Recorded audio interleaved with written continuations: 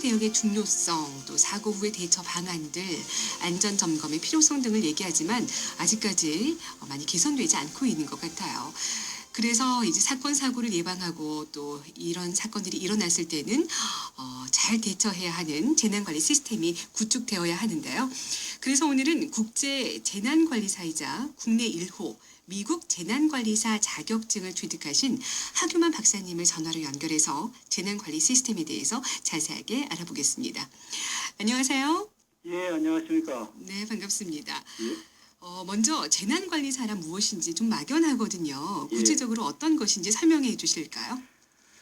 글자 그대로 재난관리사란 재난을 관리할 수 있는 능력을 갖춘 사람을 말하거든요. 네. 근데 요새는 재난이 복잡 재난입니다. 무슨 얘기냐면 재난 한 가지가 발생하면 다른 재난도 연속적으로 다 연결이 되어서 같이 네네. 이렇게 발생하는 현상을 보이거든요. 네. 그래서 재난관리 현장에는 좋든 싫든 다양한 직종의 사람들과 정보들이 모여들고 있습니다. 네.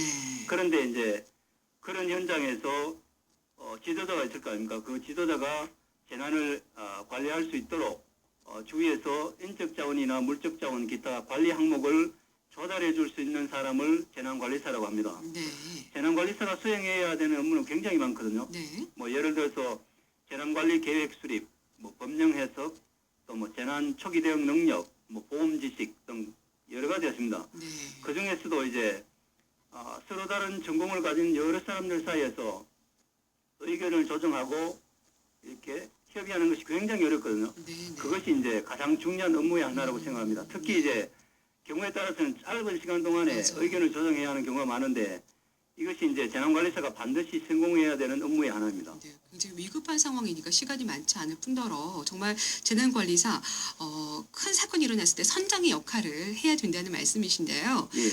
우리나라에도 재난관리사가 있을 것 같아요. 또 활동하고 있다면 어느 정도 활동하고 있는지 알려주실까요? 예.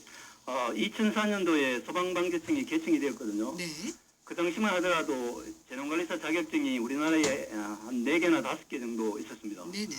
그런데 이제 세월호 참사로 이제 국민안전처가 2014년도 말기에 이렇게 제동을 하고 2015년도에 메르스가 발생했지 않습니까? 네네. 그러면서 이제 재난관리사 자격증이 급속도로 늘어났거든요. 제가 며칠 전에 조사한 바에 의하면 한국직업능력개발원에 등록된 재난관리사 자격증 수는 총 252개입니다. 오, 많군요. 그리고 이제 2014년도 15년도에 보면 국민안전처와 기타 정부 부처에서 국내 재난관리사 자격증을 지닌 사람들 가운데 한 20여 명 정도를 5급 공무원으로 채용한 적이 있었거든요. 네. 이것이 재난관리사의 가장 큰 활동이라고 생각이 듭니다. 그 다음에 이제 5급 공무원에서 물론 이분들은 그 공식적 활동을 하시죠. 그것을 제외하면 뭐 현장 활동은 목격이 되고 있지 않거든요. 네. 모르긴 해도 252개 재난관리사 자격증을 따신 분들이 각자의 분야에서 뭐 직접 간접적으로 자기의 업무를 수행하고 있지 않겠습니까? 네. 박사님 같은 경우에는 이제 미국에서 재난관리사 자격증을 취득하셨거든요. 네. 그렇다면 이제 국내와 국제 재난관리사의 어떤 차이가 있기 때문인가요? 제가 이제 뭐 두 가지 국내 자격증과 국제 자격증 사이에서 뭐 어느 것이 좋고 나쁘다 이런 걸 얘기하는 건 말이 안 되는 것 같고. 네. 근데 제가 분명히 차이점을 말씀드리겠습니다. 네네. 제가 한 두 가지 정도 말씀드리고 싶은데 우선은 채점 기준이거든요. 네. 제가 국제재난관리사 자격증 채점단에서 그 세계 부회장을 맡고 있습니다. 그래서 그러시군요. 네. 말씀드릴 수 있는 건데 네.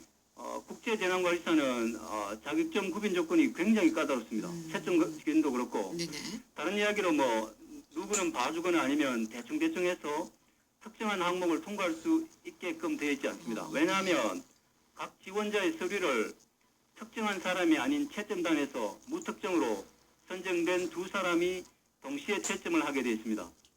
그리고 만장일치제거든요. 네. 만약에 두 사람의 채점이 엇갈린 경우에는 또 다른 두 사람이 그 통과하지 못한 항목에 대해서만 채점을 하기 때문에 구제적으로 굉장히 체계적으로 되어 있습니다. 네. 한편 이제 우리나라는 이제 특정 자격증을 관리하고 있는 그 법인의 수장 한 사람의 판단에 의해서 채점 기준이 이렇게 바뀌는 경향도 좀 있거든요. 네. 그래서 그런 차이점 때문에 아무래도 국제 자격증이 보다 더 체계적이고 네. 국내는 좀 덜 체계적이지 않나 그렇게 생각이 들고 네네. 그다음에 두 번째는 그 교과 및 시험 내용입니다.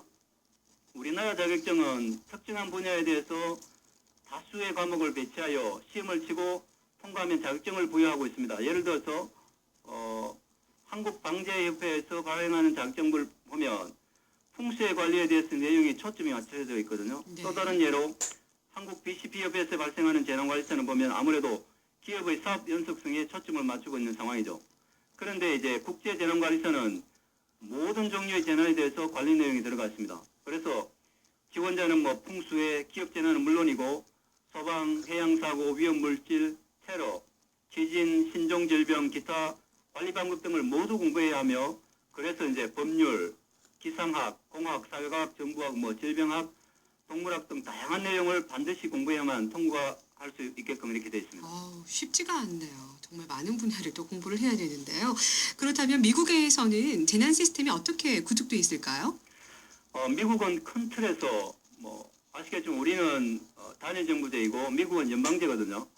그리고 이제 연방정부, 주정부, 지방정부, 기타 모든 참여자 역할이 보시면 국가 재난 대응 체계라는 틀 아래에서 이렇게 짜여진 대로 행해지고 있습니다. 네. 이제 우리나라하고 가장 큰 차이점 중에 하나인데요.